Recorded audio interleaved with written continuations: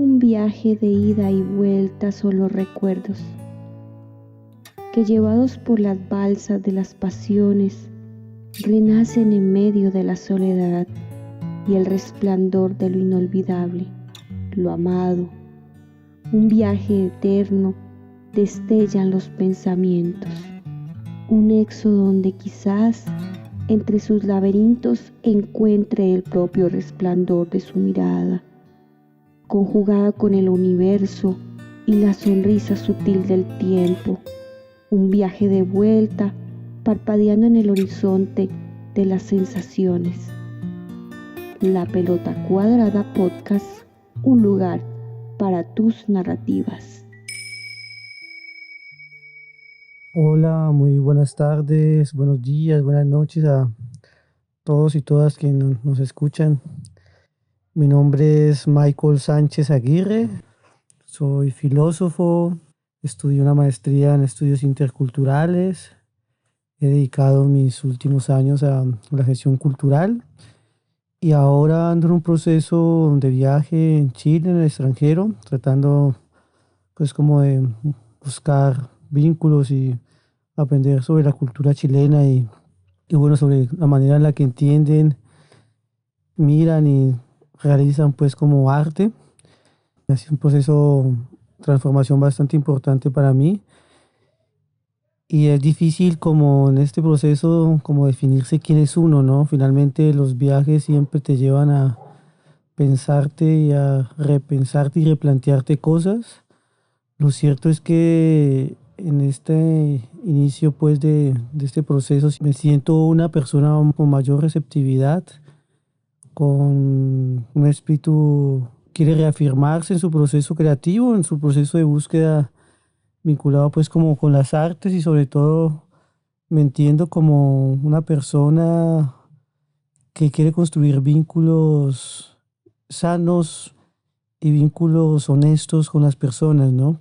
Y en ese proceso pues de los vínculos siento que hay algo que me moviliza mucho, que me da mucho sentido y es como saber que uno puede estar tranquilo en medio de personas. Eso siento que es fundamental, ¿no? Como saberse encontrar en medio de las personas con tranquilidad. Lo que podría robarme una sonrisa en medio de esos encuentros es cuando hay una complicidad que viene del corazón. Finalmente eso, entre muchas de las cosas que me motivan, me permite reconocerme en esos otros o en esas otras con las que uno puede estar vibrando o en una sintonía importante frente a las apuestas de vida, sobre todo como que en eso, ¿no? La apuesta de vida. Yo vengo de una familia constituida por mi abuela, mi padre y mi hermana mayor. Ellos han sido pues mi familia con la que yo conviví, ¿no? Tengo otra hermana, la hermana menor y tengo pues a mi mamá, pero estas dos últimas no, con ellas nunca tuve una convivencia pues de crianza, no. Los recuerdos más gratos o los momentos más importantes de la infancia siempre los recuerdo compartiendo con mi hermana en situaciones a veces complejas, pero siempre con la presencia permanente de mi abuela de Oración Morcillo Cruz. Ella ha sido como, y es, bueno, fue, que ya no está en esta dimensión, pero sí está en mi mente y en mi corazón. Siento que ella es quien ha marcado profundamente mi relación con el mundo y con el saber en general, con la búsqueda y la ambición en el buen sentido de siempre buscar aprender sobre el mundo, sobre las cosas, y en este caso no tanto diría que en estricto sentido con el arte, pero sí siento que sus palabras y la manera en la que ella crió de mí me vinculó con la sensibilidad. Y tengo muchos recuerdos vinculados con eso. Dentro de las muchas grandes enseñanzas que ella tiene o compartió conmigo, ella me enseñó a admirar la naturaleza. Yo recuerdo mucho que siempre ella me invitaba en ocasiones a ver los atardeceres y a veces los mirábamos juntos simplemente en silencio, contemplando los colores mientras el sol se iba ocultando detrás de esas montañas que uno veía, ¿no? Mirando hacia la cordillera occidental. Yo recuerdo mucho eso. También recuerdo cómo ella cuando hacía mucho calor y empezaba a ventear, ella levantaba los brazos como si fuera a volar, ¿no? Y recepcionaba el aire en su rostro y en su piel y era como si estuviera volando. Ese tipo de gestos y su cuidado, en algún sentido, fue lo que cuando yo me encuentro con el arte oficial, por decirlo de alguna manera, fue lo que tal vez hizo que yo tuviera esa conexión. Y lo digo así porque la conexión o el encuentro mío con el arte, ya hablando en estricto sentido, fue algo casual. Mi abuelita tenía un gallinero, ya le gustaba mucho cuidar gallinas y era como un cuarto donde se guardaban muchas cosas, ¿no? Chécheres, basura, bueno, cosas de ya de abuela, que ustedes saben que las abuelas a veces tienen como esa manía de guardar muchas cosas, a veces cosas que aparentemente para uno son inútiles o no sirven, pero que para ellas o para ellos les tienen un sentido, ¿no? Pero a propósito de eso, en ese cuarto en el que yo a veces me metía, yo un día encontré unas revistas rojas, no sé si eran de Salvado, no recuerdo realmente cuál eran esos fascículos de quiénes eran. Sin embargo, lo importante ahí es que me encuentro con unas láminas, con unas impresiones de unas láminas de la Capilla Sixtina. Ahí, justo en ese momento, fue donde yo tuve mi primera conexión con eso que nosotros llamamos arte, ¿no? Con lo que el mundo conoce como el arte. Porque antes de eso, pues yo lo único con lo que estaba asociado al arte, pues eran las imágenes religiosas, pero yo no las veía como arte. Finalmente, mi abuela tenía sus laminitas de las vírgenes. En las iglesias, pues cuando eran niños que a veces nos llevaban, pues estaban los Cristos, pero finalmente eso lo veía uno desde lo devocional, no desde la creencia religiosa y no como arte. Pero esas láminas en específico de la Capilla Sistina sí tenían, o más bien me llevaron a mí a algo más. De hecho, incluso una curiosidad por leer sobre ellas, porque en esos fascículos y en esas revistas, pues se encontraba un poco como la historia, ¿no? Del origen, pues, de la Capilla Sixtina, hablaban de Miguel Ángel, y bueno, yo me fui como enrollando, peliculando, diríamos nosotros, un poco en ese cuento de leer sobre esas imágenes. Y bueno, también me encontré con otras revistas en las que conocí las vanguardias artísticas del siglo XX. Pues en ese momento yo no conocía pues de que se llamaban las vanguardias ni nada de esas cosas, pero sí fui entendiendo pues la manera en la que denominaban, que el cubismo, que el surrealismo, y bueno, yo me empecé un poco a empelicular con ese tipo de cosas, y así fue como me fui vinculando con el arte en términos pues de las artes plásticas, de lo visual. Ese aspecto influye mucho en mí, también en la toma de decisión mucho más adelante en mi vida, en, digamos, dedicarle tiempo y investigación sobre las artes visuales y sobre las investigaciones y los encuentros que he tenido con artistas que me han permitido vincularme con sus procesos y entender y observar sus obras de cerca, ¿no? En términos generales, que la cultura en mi casa, sobre todo pues de la influencia más grande que yo tengo de la infancia, que es mi abuela, pues está marcada por el aspecto cultural religioso, ¿no? Mi abuela igual era católica, religiosa, siempre tenía pues sus estampas y en ese traslegar de su vida y en lo que yo entiendo mucho después también, tenía mucha influencia campesino y de lo indígena, por ejemplo, de que ella todo, absolutamente todo lo curaba con plantas. Ella siempre estaba con el remedio de la planta, era una botánica, sabía muchísimo de plantas, sabía que para qué planta servía una cosa, que para qué la otra, y siempre ella iba recogiendo plantas medicinales y las tenía y hacía, pues cuando nosotros nos enfermábamos de niños, nos hacían los remedios con plantas y nos hacía cuidados con plantas. De hecho, la herida que yo tengo en el tobillo de una quemadura que tengo, ella me la curó a punto de plantas.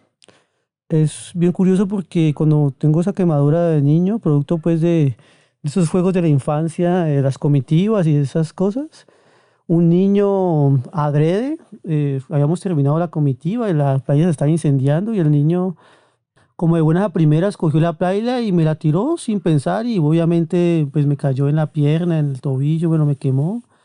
Yo estuve un tiempo pues yendo como al médico pues para que me sanaran eso, pero eso no se me sanaba, eso me empezó a oler feo y eso nada que se curaba y mi abuela dijo, no, usted no va a ir más a ese seguro, porque en ese momento era el seguro social, mi papá tenía seguro social y mi abuela me dijo que no fuera más y que entonces ella era la que me iba a curar y a punta de sus plantas me curó mi herida. De hecho fue bastante traumático en algún momento porque después de que ella me empezó a sanar con las plantas, llegó un momento en que ella, los abuelos dicen esto, ¿no? Mi abuela decía mucho que para esa herida tocaba llamar carne, decía ella, ¿no? Entonces la manera de llamar carne era colocándole a uno panela en la herida. Uy, eso es increíblemente doloroso. No parece que se estuviera quemando y claro, eso fue bastante fuerte para mí en términos pues de mi cuerpo, como que, uy, no, o sea, esa sensación no es muy agradable. Esos cuidados de mi abuela siento que hacen parte de lo que yo aspiro un poco a conseguir en términos del cuidado de la vida, ¿no? Yo creo que, uy, de niños, lo que más recuerdo yo es primer día de clase. O sea, yo lloré cuando mi abuelita se fue, eso fue horrible. Me puse a llorar y yo era como el niño, único niño que lloraba. Yo me acuerdo que yo me salí del salón y me puse a llorar porque yo que ya no tenía a mi abuela, ya no estaba mi mamá, yo le decía en esa época de niño, yo tenía 5 años. Mi abuelita siempre a mi hermana mayor y a mí nos llevaba la comida a la hora del descanso, cuando éramos niños. O sea, yo recuerdo mucho, es como que siempre mi abuela estuvo ahí presente en esas cosas, ¿no? Y bueno, yo recuerdo que en mi casa no existía biblioteca, o sea, mi abuelita no sabía leer ni escribir. Mi papá pues sí, pero nunca estaba. Mi papá no, no sé él, en su dinámica de si era lector o no, pero finalmente no había.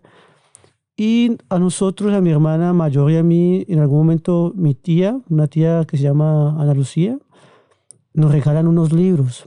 Y los libros, del libro que yo recuerdo, el primer libro que yo obtuve fue el de Pinocho. Y lo recuerdo mucho porque eran de esos libros en que uno tienen unas pestañitas y uno los mueve y cambian y se transforman los personajes o tienen gestos. Eso para mí siento que fue muy importante para vincularme con la lectura o por lo menos con el amor a un objeto.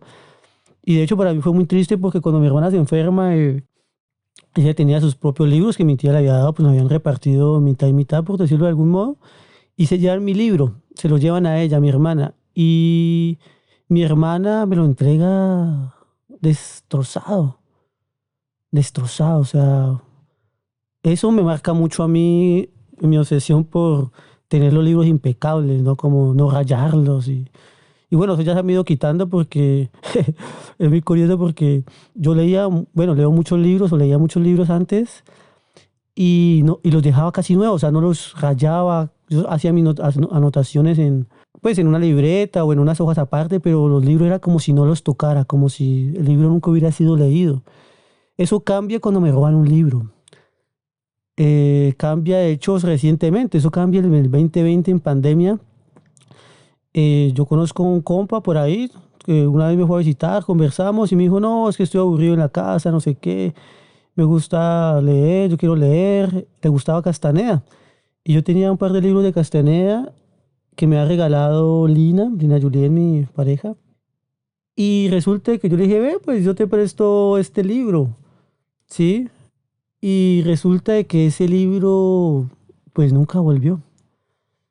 Desde ese momento yo dije, jue madre, si esto vuelve a pasar, que quien se lleve el libro, pues se lleve la huella de mi ser lector, de cómo yo leo. Porque ese libro se lo llevó impecable, es decir, se lo llevó nuevo, como si nunca lo hubiera yo leído. Entonces dije, no, o sea, estoy dejando sin huella aquello que me alimenta. Y yo dije, no, no, como que no más. Y a partir de ahí, pues ya rayo los libros. Rayo los libros y les coloco mis anotaciones y mis reflexiones. Algo que fue o ha sido fundamental para mí y que siempre lo cuento, es que cuando yo en la universidad sufrí, digamos, como, como un atentado, a mí me dieron un veneno en un yogur producto pues como de, bueno, unas confusiones y unas cosas ahí vinculadas con unos asuntos de la universidad. Y bueno, me pasó que, bueno, casi muero. Y recuerdo mucho que como yo estaba solo en Popayán, yo no tenía familia en Popayán, la única persona que vino a buscarme cuando se enteró que yo había, bueno, estado pues como en esa condición de peligro, fue mi abuela. Eso para mí también fue un elemento de inflexión fuerte porque, digamos, como que decía, no sé cómo decirlo, como reafirmé y confirmé un poco ese vínculo tan estrecho que se había forjado, que se forjó con mi abuela desde la infancia, sus cuidados y ahora en este momento de vida, que lo puedo reconocer abiertamente, puedo decir que yo era su nieto adorado, ¿no? Su nieto consentido, y yo no lo acepté hasta hace muy poco. Como que yo me resistía, pues, a ser el nieto consentido, y uno que se las da de hombre malo, de hombre fuerte y esas cosas. Pero ahora yo digo, claro, o sea, eso para mí ha sido como uno de los aspectos fundamentales para mí, porque eso también me llevó a sentir y a reconocer que existen personas como mi abuela que están hasta el final con uno, ¿no? Y ese tipo de vínculos, o esa fuerza de ese vínculo más bien, es la que yo siempre trato de buscar y de forjar. Ese es un gran legado que tengo yo de mi abuela. Entre muchas cosas, me permite a mí decir en este momento que mi apuesta de vida y la defensa por la vida y la construcción de unos vínculos distintos tienen que ver con esa naturaleza, ¿no? Con esa posibilidad de poder encontrar esos lazos que están ahí en todos los momentos y en los más difíciles, ¿no? Entonces siento que para mí es una anécdota importante que yo tengo o que recuerdo de las recientes, porque eso ya estaba ya en la universidad y bueno, me fui un poco lejos. Estábamos hablando de la niñez y lo que recordaba.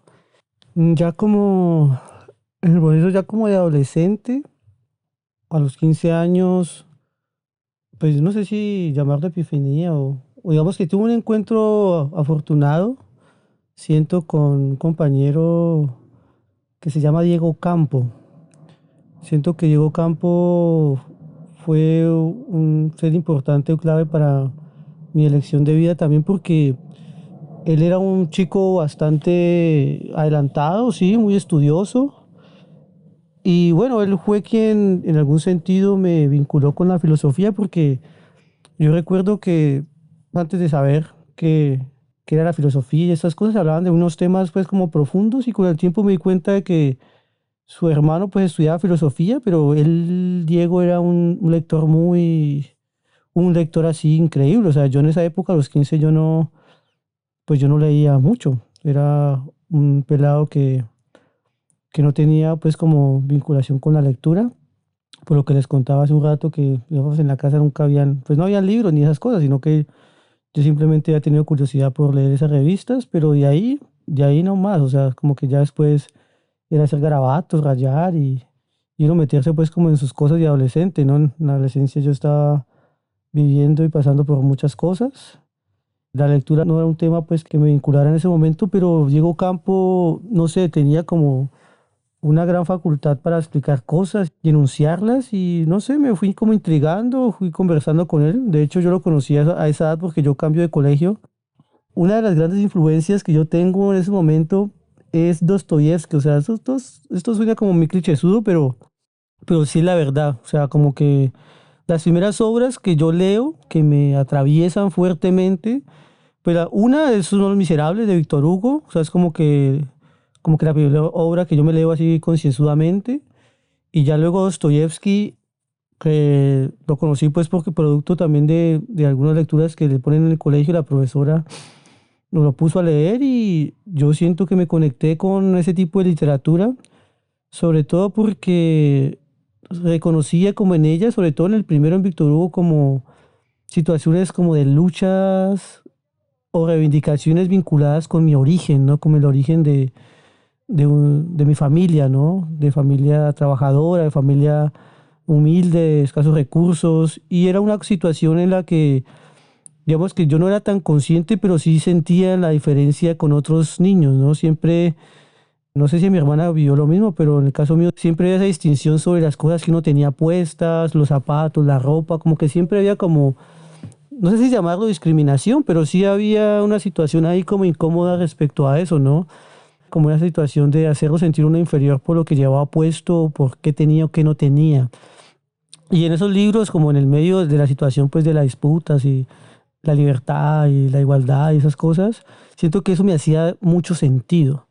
Y me hacía mucho más sentido porque hay una frase que me parece que no es tan chévere de parte de mi papá, pero que también hace parte de las realidades de muchas personas. Y él me decía como que parece ser que nuestra condición de ser humildes impedía cosas, ¿no? Y recuerdo mucho, precisamente también a los 15 años, en el grado de noveno, de esa época, yo fui a vacacionar a Cali y yo llego con unas trenzas en el cabello.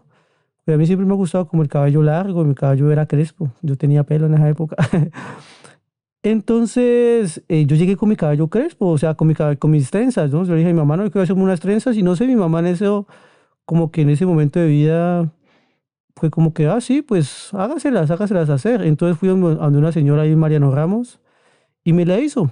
¿Ta? Yo llegué acá de Cali a Popayán, que sin tin al grado, y claro, o sea, no me dejaron graduar, no me dejaron estar en la ceremonia porque tenía esas trenzas. De hecho, fue muy curioso porque me hicieron como un cónclave ahí todo raro los profesores, me llevaron a la sala de profesores, y cómo me había ido así de esa manera y que no sé qué. Y yo decía, pero esto que aquí, ¿qué fue? Si simplemente son unas trenzas.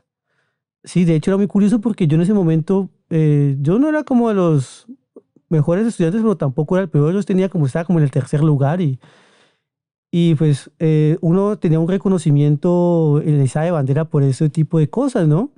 Y bueno, por esa razón y de las trenzas, y más que yo pues obviamente no me las iba a quitar, pues obviamente no me dejaron estar en ceremonia. Y claro, mi papá dice una frase así como que no, lo que pasa es que esto pasa porque usted no es hijo de alguien importante, ¿no? Como un alcalde o alguien que tenga poder. Entonces, esa frase para mí ha sido como una marca así súper fuerte porque a partir de ahí es como que yo me dije a mí mismo que no podía ser posible que mis orígenes me impidieran acceder a cosas, a derechos, porque incluso esa frase luego transformada en otras palabras también tiene que ver con la cuestión universitaria, porque mi papá decía como que la universidad era para los ricos. Y claro, yo me obsesiono con ese asunto, me obsesiono con entrar a la universidad y a partir de ahí empieza mi obsesión por leer. Y leía mucho, o sea, me encerraba en la biblioteca, en la biblioteca del Banco de la República, y ahí empecé a conocer autores clásicos. Empecé a conocer a Nietzsche, a conocer a Marx, a conocer pues autores que lo iban remitiendo pues de las lecturas que uno iba haciendo, y ahí me enganché definitivamente con la filosofía y estaba muy conectado con eso, ¿no? Tenía mucho ánimo de entender esos pensamientos que para mí eran súper difíciles. Eso hizo que yo me enamorara más del asunto porque era como que, uy, no, ¿cómo así que no entiendo? Entonces era como que era un reto personal porque a veces en el colegio, al igual que cuando era niño, habían cosas que me aburrían. Como que yo decía esto tan fácil y me aburría. De hecho, tuve situaciones con una profe por eso, porque era la profe de matemáticas, Maribel Pardo. Ella alguna vez, bueno, a mí me hacían ya muchos llamados de atención, pero uno era porque yo me puse a rayar, me puse a dibujar en un cuaderno, en el cuaderno de matemáticas. Y claro, yo en esa época dibujaba como diablos, como cancerberos, como ese tipo de cosas. Y claro, como ella era religiosa y estando en Popayán, claro, entonces no, que satánico y que no sé qué, me arrancó la hoja del cuaderno y yo estaba de una molestia increíble. Yo lo que hice fue salir, bueno, me suspendieron. Esos momentos de situaciones de la adolescencia son los que me permitieron a mí preguntarme por la filosofía, ¿no? Que era como a lo que yo, digamos, dediqué mi formación profesional, ¿no? Ya como en la vida adulta, mis procesos creativos, tanto en la escritura como en el trabajo, son como mucho de lo intuitivo, ¿no? Me llega una imagen o una sensación y si tengo mi libreta a mano, que siempre ando con libreta, simplemente la escribo. A veces es un verso, a veces es una narración, a veces simplemente es un concepto, una idea y la escribo. Y luego ya las empiezo a enlazar, sí, las empiezo a enlazar con otras cosas que me interesan. En este caso, pues sobre todo la plástica, el arte del Cauca. Pienso en los artistas que conozco, cómo lo podría yo vincular en relación con mi proceso creativo, ¿no? Y bueno, cuando no fluye la creatividad, pues yo lo que siempre hago generalmente cuando pasa eso es caminar. Yo tengo grandes recuerdos y un gran cariño al Cerro de las Tres Cruces de Popayán, porque siempre que estoy en una situación de escritura, de bloqueo emocional o creativo, caminar entre esos senderos que ella tiene siempre me aclara, o sea, siempre me aclara las ideas. Yo digo que gracias a esa montaña, a ese pequeño cerro, yo escribí también tan rápido mi tesis de grado porque yo todos los días subía a esa montaña. Salía por las mañanas con una idea confusa y mientras subía y bajaba se me aclaraba y luego llegaba a escribirla al computador y así fue como hice mi tesis de pregrado, que de hecho fue pues todo un proceso que en algún momento tendremos posibilidad de contarlo, pero siento que eso me permite a mí desbloquearme, ¿no? Siento que el arte o la imagen, la plástica de gente que yo conozco, que para mí es fundamental, eso, y aquí quiero enunciar a Fernando Pareja y a Lady Chávez, grandes artistas, grandes seres a los que quiero mucho y admiro, porque con ellos sí hay un giro importante en mi vida en relación con el arte, la cultura y la filosofía, porque hasta cuando yo los conozco a ellos en el proceso de formación de pregrado de filosofía, yo siempre había estado pensando mucho en artistas distantes, lejanos, que no conocía. Y llegó un momento en el que conozco al profe Albán, que es uno de los seres que marca mi existencia hasta ahora, con sus enseñanzas y su linda persona, ¿sí? Un lindo ser como humano. Y entonces pues, él me hace la pregunta de que por qué no lo hago yo de artistas locales. Yo había conocido a Fernando Pareja en un curso en artes de estéticas contemporáneas y habíamos conectado la conversación y pues yo fui, me arrimé, le dije, mira, yo estoy en este proceso de graduarme de la universidad, tenía algunas dificultades y le dije, ve, yo quisiera saber si es posible que yo pueda hacer un trabajo de grado sobre tu obra.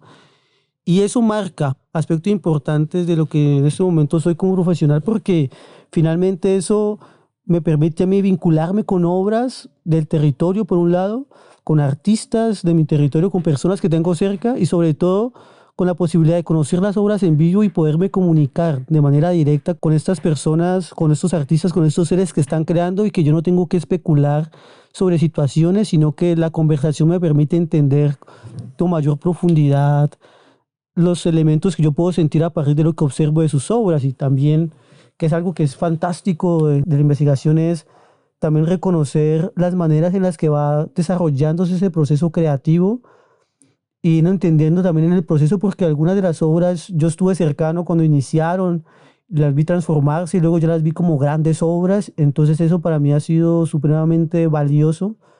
Sí, y ha sido clave para lo que soy en este momento como profesional, como gestor cultural y como investigador de las artes y un poco como curador independiente en el proceso que he adelantado con Rojas Abache, con Contraluz. Siento que ha sido muy importante. Estos aspectos de encontrarme con Fercho me vincula también mucho con entender como que la academia te genera unos sesgos muy tremendos, ¿no? De hecho, hay una gran, pues en el caso mío fue una gran dificultad, no solamente por yo haber decidido hacer un trabajo de investigación en filosofía, que se supone que uno debería decir que debería ser como el orden de las cosas, ¿no? Filosofía hasta cuando yo empiezo esa tarea, existía la modalidad, pero nadie había, digamos, elegido esa modalidad. Tuve muchísimas dificultades porque no solamente los elementos que tenía de investigación en filosofía, pues eran casi que nulos, porque nuestra formación básicamente es de historia de las ideas, de historia de los pensamientos, pero procesos de indagación de investigación, como por ejemplo realizar una entrevista, como la cuestión del trabajo de campo. Bueno, son elementos que no se ven en filosofía. Tal vez si autores, tal vez como Marx, tal vez como, digamos, Foucault y otros filósofos, se nos muestran en su desarrollo del pensamiento que hicieron ese tipo de cosas, pero no es un desarrollo que se vea en la práctica y el desarrollo pedagógico de la formación en filosofía. Entonces yo me enfrento a eso como cayó, con muchas dificultades, incluso el departamento de artes plásticas que yo me acerqué no rechazó mi propuesta de investigación porque decían que cómo así que un filósofo iba a investigar ahí.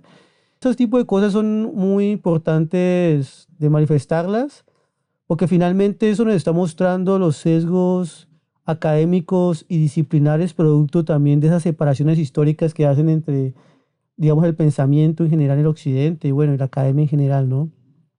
Un poco para terminar esta conversa, porque tal vez me pueda un poco dilatar en algunas cosas que se me van ocurriendo a propósito de esta conversación que se ha ido generando de la filosofía y el arte, que son elementos que me atraviesan todo el tiempo. O sea, no son productos únicos y exclusivamente de una investigación, digamos, académica o formal, sino que son de carácter vital.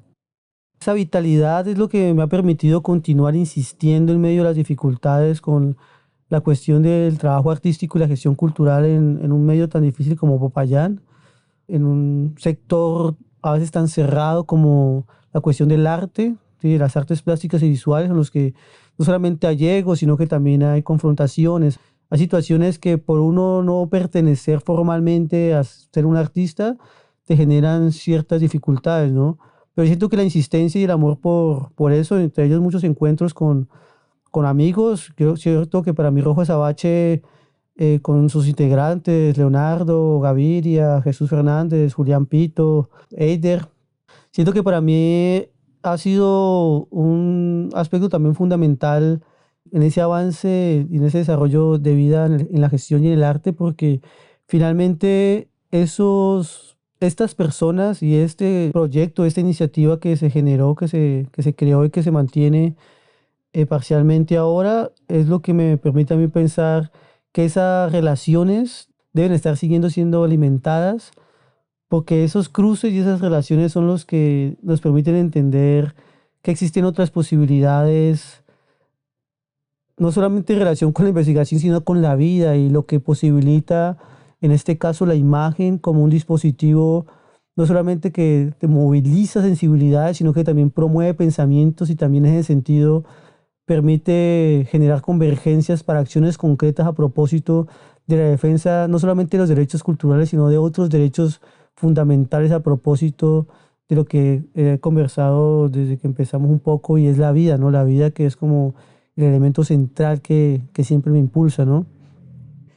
Y bueno, los invito y las invito a que sigan las redes sociales, nuestra página de internet de Grupo Rojas Abache, la página de Colectivo Contraluz en Instagram y la mía, M. Sánchez Aguirre 23. Es una página que hace muy poco hice, tengo algunas fotos que he hecho.